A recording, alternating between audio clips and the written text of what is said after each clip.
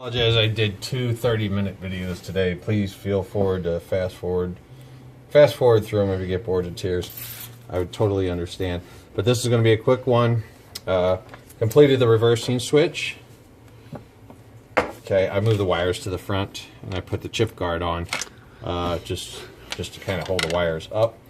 But again, there's really no right way to plug these in. And then even after we put it in, if the wires are in the wrong direction, we can always go ahead and reverse them. So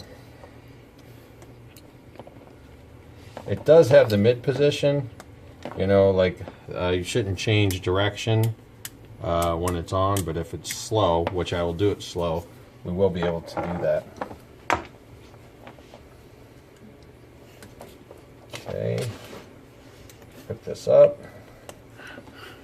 Okay, that's my Amazon purchase. Really nice. Okay, there we go. Okay, set a direction. Of course, I don't know if this is forward or backwards. And let's make some smoke. Okay.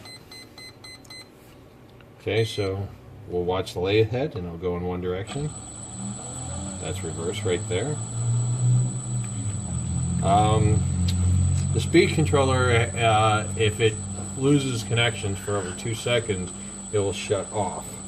But just in this case, I'm going to go ahead and we're running in the wrong direction now, not the typical cutting direction. I'll go ahead and slow this down, throw the switch, and now if my plan was engineered correctly, it should come towards us or in the forward direction. And we can see that it does. So this will be a really nice addition. This will be my directional switch.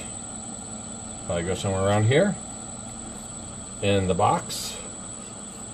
And that's it. Told you this would be a quick video, and that's out. Thank you all very much for watching, YouTube.